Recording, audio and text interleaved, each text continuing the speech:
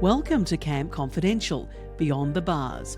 I'm Katrina McLarin, and with my co-host Cheryl Womack, author, entrepreneur and philanthropist, we tell it like it is. In Season 1, we take you inside the walls of the Women's Federal Prison Camp. From pre-sentencing to navigating daily life behind bars, we offer practical advice, survival strategies and insights that no one tells you before you go in. No sugarcoating, no cliches.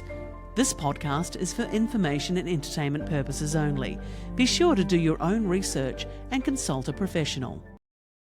Hi, welcome to the podcast. I'm Katrina McLarin. And I'm Cheryl Womack. And today, in episode 2, we're going to be talking about Get It Together. Cheryl, just to pick up from our last episode, we were talking sort of a little bit too about how the press controlled the narrative and what people's thoughts were.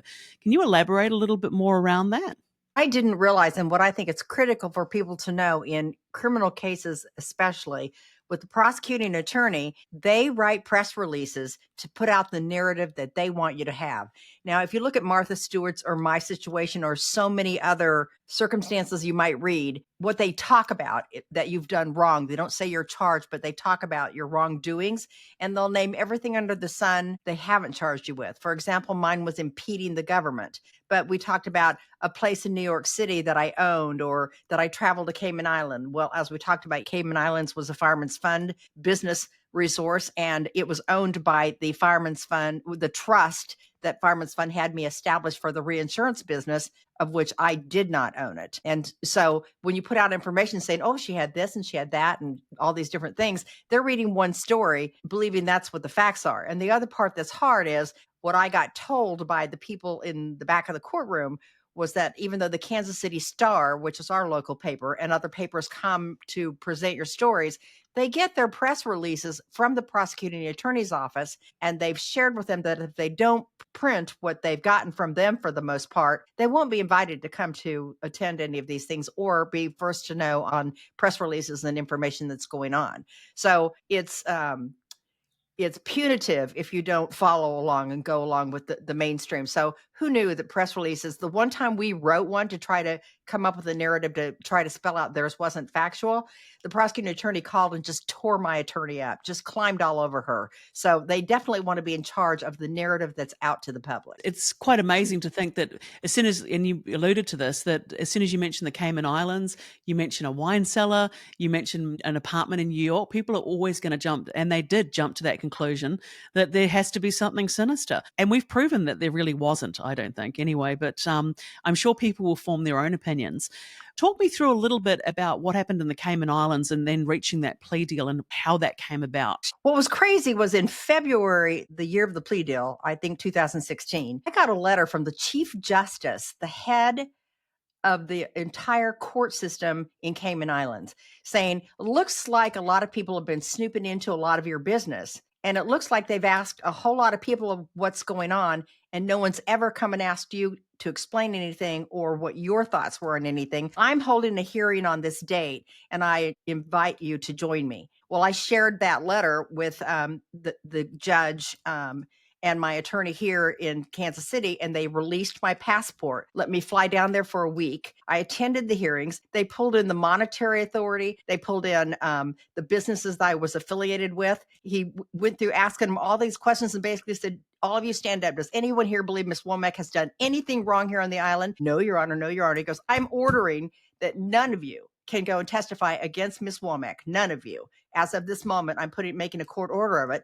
Additionally, if anyone from the United States requests any additional information on Ms. Womack, I am ordering that it comes to me first for me to see the information, to present it to Ms. Womack so that we get facts from her as well as what other facts might be appropriate. And that was his order. And basically, they declared I'd done nothing wrong. I'd been left out of the loop on everything, and that he wasn't going to let any of them testify and harm me any further. Basically, was the gist of it. I fly home. By the end of the next week, the order's out in writing now in a letter form. And by the end of the next week, I believe the prosecuting attorney must have reached out to my attorney and said, what the is going on and this crap has to stop right now. And I believe that my attorney got pressured big time into saying, you better figure out how to make this thing settle and stop right now. We've lost our witnesses. We can't bring people in, that we were going to bring in here, which would have just been somebody from the insurance company that was representing it, maybe somebody from the bank, maybe somebody from the monetary authority in Cayman. And they couldn't, because they couldn't say I did anything wrong. And so they said she basically said, she brought me in on the Friday before Easter. And I said, let's just sit through and think about it through Easter and think about why I have to do it. No, you have to make a deal. You have to make a deal. I don't want to make a deal. Can we just put it off and just see how things go for a week? No, we have to make a deal. She would not let me leave her office that night until I agreed we were making a deal and that we'd figure out how to write up something where I wasn't technically admitting guilt, was basically what we were agreeing to. There had been that request from her as well that you needed to pay another $1 million up front. So Well, that's right. playing on your mind, right, too? Because that's got to be a factor. That was the other part that came out when I said I want to go to trial. She goes, well, I need $1 million cash right now up front. I'd given her $5.1 million to date. So let's just point out again, the only witness the state actually had was Brandy Wheeler, who was the one that's embezzled from you. Right. So the criminal, yeah, the convicted criminal at this point. She's the convicted criminal. Set me up and handled all the books and all the materials and controlled all the information flow that was going to the government against me. Absolutely ludicrous. So that particular weekend, you feel like your back's against a wall, and so you make that decision, right? We're going to do a plea.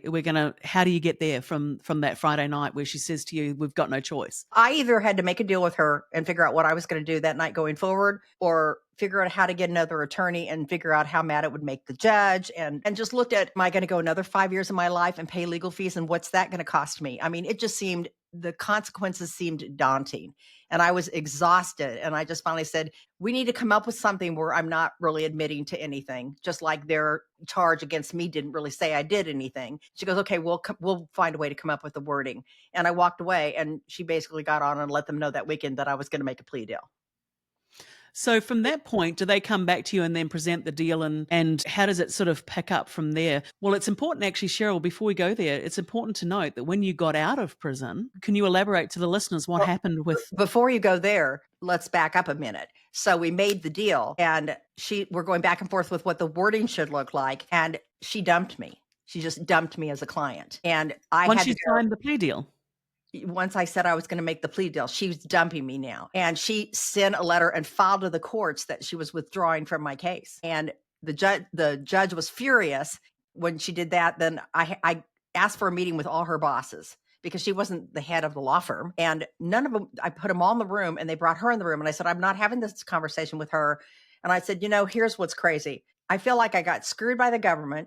I got screwed by a girl who worked for me that I trusted implicitly. And now I'm being screwed by my attorney. I said, I'm being screwed by my attorney. I said, how many people are going to screw me before this deal is over? I cannot believe you can't continue on with this process and carry me forward. Absolutely not. This person decides what's going to happen. And she dumped me. So I had to go find an attorney. So did she ever give you any reason as to why? Was there any explanation in that, or not No, really? she just withdrew. Wow. After, you'd spent $5.1 million with that firm. That's great.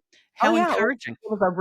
It was so many parts of it were just overwhelming at so many different times. And so I reached out and found a law firm that I knew did criminal, but I'd used for a civil case in the past. And I probably should have reached out to them to begin with. But when you're afraid, I was just looking for references for big names and whatever. And so I went to them and just said, we need to just wrap this up, and however we can make this go away as fast as we can. So then you wrap up the plea deal. And then I suppose the next point from that is sentencing. I just want you to explain what happened when you got out of prison with this particular firm. So before I even got out of prison, I was fortunate enough to find an attorney who was willing to agree to sue the law firm that dropped me for this criminal case and taken the $5.1 million.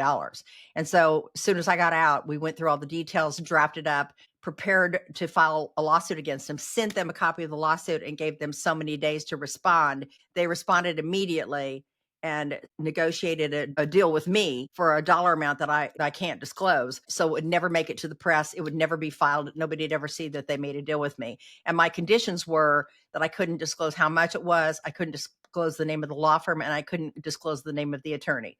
those are my conditions. But I settled outside of court with them over how they handled this entire case. I think that in its own right, the fact that they settled so promptly might answer a few of those questions that people might have. Yeah. So at this point, you're at sentencing. The judge hands down the sentence. So at this point in court, what do you have to do as far as the logistics side of things on this day? They tell you what date you're going to go to jail right then and there. They can't tell you where they're going, because where they can suggest, the judge and your attorney can suggest where you go.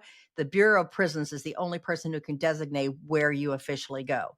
So they can put a suggestion in for you, but you're going to get that directly from the Bureau of Prisons, and you're going to get it in an email within the course of the next week. And that's going to tell you where, and I guess the timing of that might be how quickly they have you self-surrender too. This is a self-surrender situation where you get to go in on your own. And everything I've seen shows that you have between 2 weeks and to 90 days. I had 30 days. You had 30 days. So did you have to pay any restitution, court fees? What happens at this point when you're completing that sentencing there? I owed restitution. Part of it was I made a deal. One of the things I made a deal for was I made a deal to pay $700,000 on the value of the New York property that I didn't own. Now, the trust bought the property. The property had never sold, so there was no tax circumstance that would tip taxes were ever due, but they just assessed I owed $700,000, and that's part of the restitution I had to pay in the money that was paid. And so they went through and they earmarked several different things and said, you're going to pay this. So I paid the amount of restitution in full. I was fortunate to be able to do that. Whoever is going in needs to figure out what your restitution is and what your payment plan is as soon as you can, preferably before you self-surrender, and make sure, no matter what, if you can, pay your court fees. Make sure you get a copy of all of that in print to take with you, because when you do self-surrender with your legal paperwork, you'll want that, because the first thing they're going to do, they being the Bureau of Prisons, is they're going to come in and say, I have no proof that you've paid for any of this, and we're going to start charging you a minimum of $25 every month until you can prove it. And so I was lucky. I brought the paperwork in, and I just went and got out of my legal work and brought it right back over and said, I've paid mine. And they had to take it off. But otherwise, let's say you didn't have any money and you're barely eking out.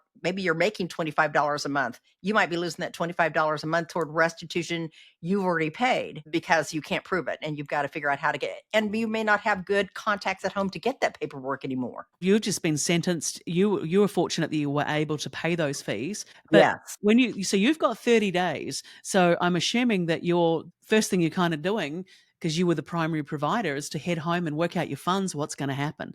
Talk us through a little bit about that. In a lot of instances, whether you're the primary provider or not, your income typically matters to that household. I was the primary provider in my family and had been forever, and was still the person running the businesses that I had left for the most part, besides my 2 sons and some assistants that I had.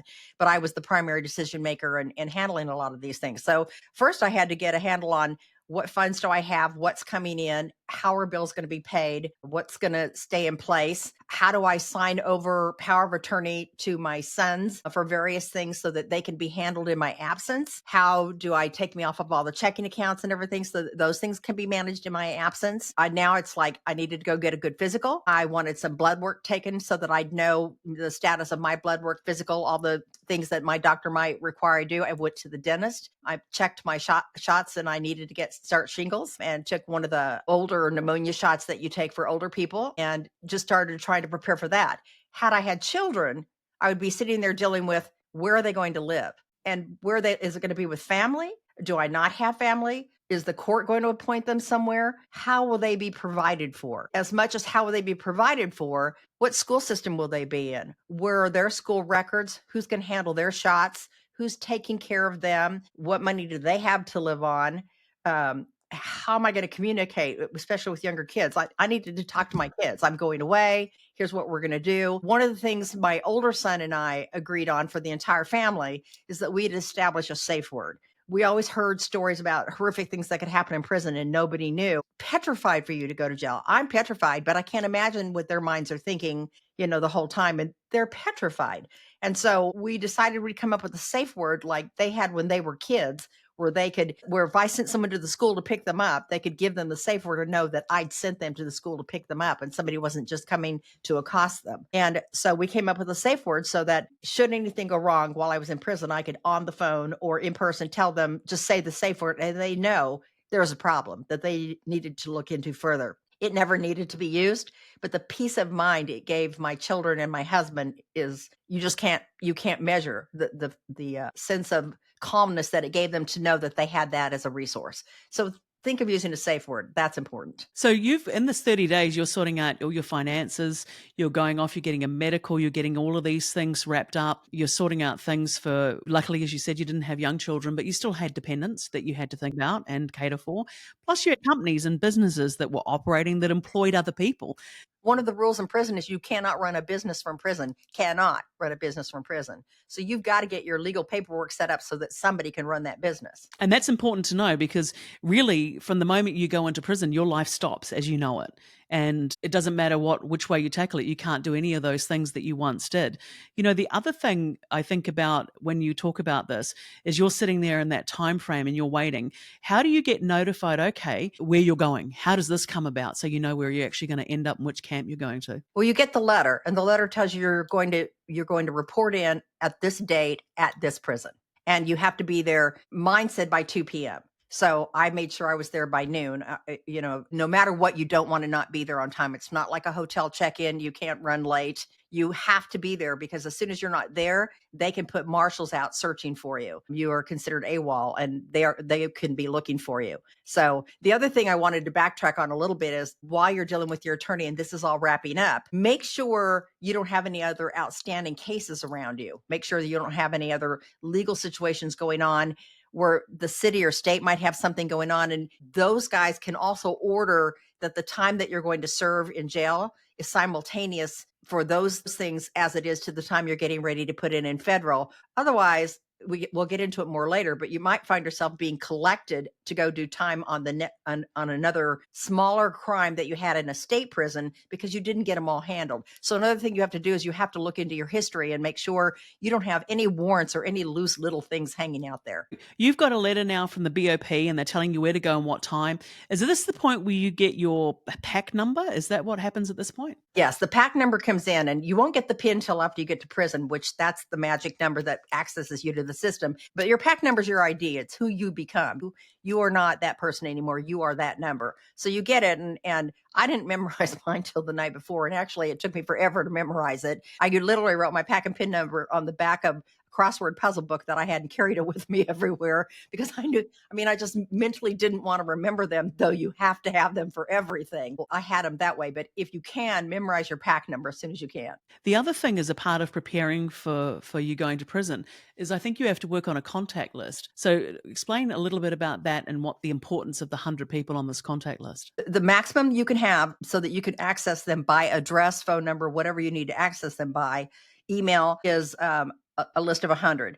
You want the principal's name on there, doctor's name on there, your vet's name on there, the babysitter's name on there, all your immediate people that you want to call and contact because they have to get on this list. If they're not initially on this list, you can't make phone calls to them. The other thing is you can print that list out. You'll take a printout in with you, or you can go to the computer and you can pull it up.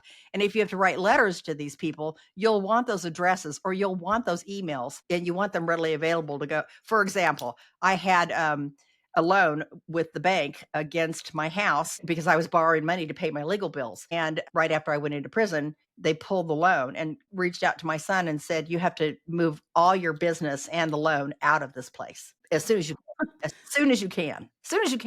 Now I get 10-minute phone calls a day, once a day with my husband because you just don't get much time on the phone. How are you going to fix this in 10 minutes a day, with your bank? And so those are the kinds of things that if I didn't have her phone number, where I could reach out to your bank, to your credit union, to all those different institutions that you might randomly call. I don't care if your list ends up being your credit cards or Amazon, or write your bank account down. Make sure you've got that information because somebody's not going to call you and give it to you. And really for some of that, you can even sometimes make an appointment to make those calls up front for legal calls. Like I actually was able to get a call made up front to talk to my bank after I talked to the counselor and said, this is going to take more than 10 minutes and I just need a few minutes more to get on and talk to my bank. But they're not going to get me the number. I had to have that information. So really, it's about preparedness from the sounds of it. You know you're going in. At this point, you know the camp that you're going to. Did you do any research about the camp itself, about where you're going to end up? The attorney I had represented someone who'd gone to this camp previously. So they set up with that person a phone call where she could call me and I could ask her questions about the camp. I got online and tried to Google anything I could about a camp and found nothing on a camp. I actually have a girlfriend that I went to high school with that actually monitored all the prison systems and their health and well-being for a living for years with the prison system, but she'd retired by now. And so I'm calling her and asking her, what's the safest? What's the cleanest? Where would you go if it were you? You know, all that kind of stuff. Get any say in where you go? Is that a possibility for you? That is a really good question. You can put in any recommendation, your attorney can. The judge can suggest strongly where he or she thinks you might go, but only the Bureau of Prisons has that final determination. And even if they put you in one prison now that it works for them, for budget reasons or any other reason, they can put you in another. It doesn't mean that's where you'll stay. But still important to know that at least your voice is going to be heard. It might not alter the outcome, but it's worth putting the letter into the judge to say, you know, for whatever reasons, transportation for family, ease of visitation, that it's worth doing that. It can't be considered if you don't put it out there, and they can't possibly know. That would be more convenient for you. I mean, it could be most of your family lives in Chicago and you are from Los Angeles, but being in a prison in Chicago could actually get you more family visits. They can't know that. So you've got to help this entire process along with what's going to work best for you. And again, a lot of times they'll consider your feedback. They don't have to agree with it. They don't have to accept it, but they will consider it. So were you able to go somewhere close to home in Kansas City? No. I went to Greenville, Illinois. It's 5-hour drive away. And there's another one, Pekin, that's a little closer to Chicago. Leavenworth would have been close, but I think that sounded horrible and they didn't have a camp. So I was limited. There are not as many camps as there are prisons. And so I was limited with what my choices were for that. I did talk to this girl who really couldn't tell me much about it. It's like all she wanted to do is tell me that she had a good group of friends in there. She'd reach out to her friends and they'd be looking out for me. They'd watch out for me when I got there. She still talked to them, was in touch with them through emails and stuff. And so I thought, okay, somebody's going to come find me the first night and tell me I know this person and we gotcha. I'd also had a male friend who had done some time in a camp for being one of the first people to sign the tax forms for a pasta company, but they just passed a bill that said that if you signed the financial statements or the tax records, you're the one who went to jail if there was anything incorrect in them. And he went down for that, even though you pay a fortune to tax attorneys and everybody else to do these things. And so I met with him and said, tell me about camp. And he told me that the groups they break into and how they come and they nod and they say, I gotcha, and to prepare for certain things. And none of that happened to me. None of that happened to me. A woman's camp is not like a man's camp. It's just so you in effect went in blind. I totally blind. And I mean, I just could not find good information. And did that lead you to write this book, to make the decision that you needed to do something to create some more awareness? Is this where it stemmed from? I don't think that did it. I think while I was there, all the different systems and processes that you had to just be familiar with, or the dynamics of the relationships, or the fact that even though I think what everybody thinks is you're going into a place with a lot of structure. It's a prison, so there's a lot of, but it is chaos behind bars. It's chaotic structure. The rules can be broken at any moment. The rules are as good or as bad as the mood of the guard on duty. And you don't have a clue that's going to happen that way. You don't realize you're going in with people who are mentally off, who are criminally dangerous, who are just, regular people. You might have been a mule and you never did drugs a day in your life, but you're in because you got caught moving drugs. They're in for so many hosts of a reason. And there's so many different personalities to deal with that there's no way to completely prepare for all of that. There's also no way to prepare for around budget time. They fill that place up like a roach hotel. You've never seen anything it's just, they pack them in there as tight as you can get. And when you think you're in camp and it's crowded and it's tight and I'm over this, I really need some privacy or some quiet time. And I don't need quiet time. I'm not a very quiet person, but I needed some quiet time. So I'd go walk the track. They start filling it up for budget and they have a lot more people than they're supposed to. And there's just no room for anything. And the chaos and the fights and everything become substantially worse. So every year during budget time, you can tell you're nearing their budget where they're setting it for the next year. So they're doing it by the count of how many they have on that site, and they just load them in. And I don't know if the budget moves to different places at different times or what, but I mean, I would call my husband and say, I thought it was pretty horrible for just some people being out of control, but this is a new level of it's off the charts. And it remained that way because then they leave you loaded in there until after Christmas. And then after Christmas, they start moving people to other places. Before, when you said that you were talking to someone else to get some advice about it and how they ended up going to prison for their tax forms that they had signed. Something I was reading in your documents in your bio was actually for the year when you sold your company, you actually never signed your tax returns. Is that right? That you had your attorney, your tax attorney, and Brandy the embezzler, they handled this. Can you just elaborate a fraction on that? If you'll recall, as we were discussing in the last podcast, I had so many balls in the air. My life was stupid. That's not an excuse, but it was stupid. And I never, ever thought on tax day every year, October 15th or the 14th, the day before, I would get a stack, honest to God, 36 inches tall of the various companies and paperwork and attachments that I would have to look at, sign them, put them in overnight packages that are certified, and get them in the mail. No time to really absorb what they're doing or giving you. Nobody's really reviewed all of these things with you, and you sign them and you get them out of there. What I realized after I got out of prison and looked at everything more closely, not even before I went into prison, is so the year I made the most money that I sold my company, I never signed my tax returns that year. I never saw my tax returns for that year. I'm sure I was traveling around and too busy to be bothered, so shame on me. But my tax accountant signed my tax returns that year, Al Davison. And I mean, I don't know why we didn't have more of a conversation about he signed the returns, not me. Because that was one of the big years that they were furious that I'd made this money on the sell. And then I had all these credits because I'd bought these charter jet planes and I got extra accelerated credits. So I wasn't paying anything in taxes. And so I'm a tax cheat. The FBI was drawing everything back to that year where, of course, you had a big income from the sale of your business. Yes. And they built a lot of what they were saying upon that, but you didn't even Right. sign the tax returns for that year. No, and here's So, what's crazier. Every year before, I had been a C corporation in the old companies that made all the money. I'd been a C corporation. C corporations don't have losses that drop and carry forward. You just lose your losses. So I'd paid so much in taxes for 20 years, it was ridiculous. And I couldn't spend enough on bonuses for the employees and assets and different improvements for the company. I couldn't spend enough. And then suddenly I'm out of a C corporation. I'm becoming an LLC to invest in multiple companies. I get to have tax credits drop through for the first time. And this is what happened to me. wow. It's First actually time. quite hard to believe that this happened in the way that, you're paying people to protect your interests, and they certainly didn't do that. Maybe that was open the door to people to see when you saw that money coming in, they saw an opportunity and absolutely took advantage. Shame on me because at the most vulnerable time for me, I always thought I'm going to watch my money. I'm going to manage my money. Nobody's going to know my money, not necessarily that it's personally in my pocket.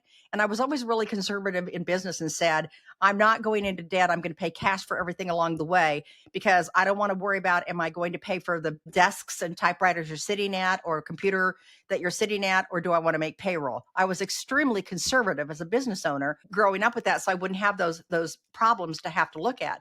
And so to suddenly be sitting here looking at this, like I had just been nonchalant, I'm just spending money and don't give them any money for taxes. And I didn't want them to pay a dime more in taxes than I needed to. But the first year I ever really had the opportunity to even consider it is when I bought 2 jets, opened charter businesses, had big tax deductions that were happening at the time, and had gotten a huge investment from selling my business. So these are all really big things. The charter Big. business in its own right would have been a business that should have occupied almost your full-time energy. Yeah. But as you said, you had 30 different companies and investments that were on the go. When that sort of happens and you're so fractionated, unfortunately, you don't do anything very well. Didn't do The anything very well. So when you're going into prison, you're leading up to that time, what was the thing? Was there one thing in particular, or was it many things that you were the most concerned about or scared about going in? Well, okay, I'm going to go back to, I think, how do I say this? There's no good way to say this. I was really more worried about me than anybody. I mean, I was very afraid, and I didn't want to tell anybody I was afraid. And I didn't want to add more fear to my family. Yeah. Didn't want them to worry. So you just didn't talk about it. You just tried to figure out what you can figure out and go. Well, I think, you're the matriarch of your families for, everyone wants you to be strong, but in these type of situations, it's understandable that you're not. And that and the great thing is this is a survival story. You're on the other side of it and life has gone on and it's great. So it would be only natural that you would have these really genuine fears. And I would have thought that everyone would expect you to be concerned about. I think it's the one time you're allowed to be concerned about yourself, Cheryl, to be fair, True, is, true. is Well, this I just particular. just looking back and from conversations we've had, I wished I'd had more time to put more focus in on the feelings of my children, the feelings of my family. We'll get into that later because there are consequences to that. And I am blessed that there weren't consequences that there could have been for other people. I mean, I'm truly blessed. And I just, I just needed to go and suck it up. And I will tell you that I just felt like, not trying to get too religious, but I just felt like God sent me there. I went to prison for a reason, and I didn't know what that reason was, but I went. And when I went in there, after being in there and everybody coming to say, can you help me with this? Can you teach me this? I was helping everybody between Big Sisters and teaching classes and entrepreneurism and all the things that I did to keep me busy. I learned a lot about the system, and I'd try to help other people. Or I just try to help them understand, like one of the girls who was my bunkie, I've never met anybody that if you said, go find me an ink pen or go find me a pair of earrings, that girl could find anything. Before I got out, I was sure she'd find me a laptop computer. She was That's so an good. entrepreneurial spirit right there. And that's what I told her. I said, you have this amazing skill set. Well, she didn't know. She had no clue. She could do, since she's been out, she does all sorts of amazing things because her skill set is being resourceful. And that's what she was. And it was just fun to find and help identify. That's when I realized there's a lot of things that I could do with a bad situation to make it a situation that I could, in my mind, say, it's okay, this happened to me because these are the things I'm going to have the outcome be. Thank you for listening to How to Go to Camp with Katrina McLarin and Cheryl Womack. For more support, check out the Women of Worth website, www.womenofworthwow.org, where you'll find helpful resources, including Cheryl's books, Mummy Loves You Everywhere and How to Go to Camp, Surviving in a Women's Federal Prison. Whether you're preparing for the journey or supporting someone through it, remember, there's guidance, hope and a community ready to help you navigate this path.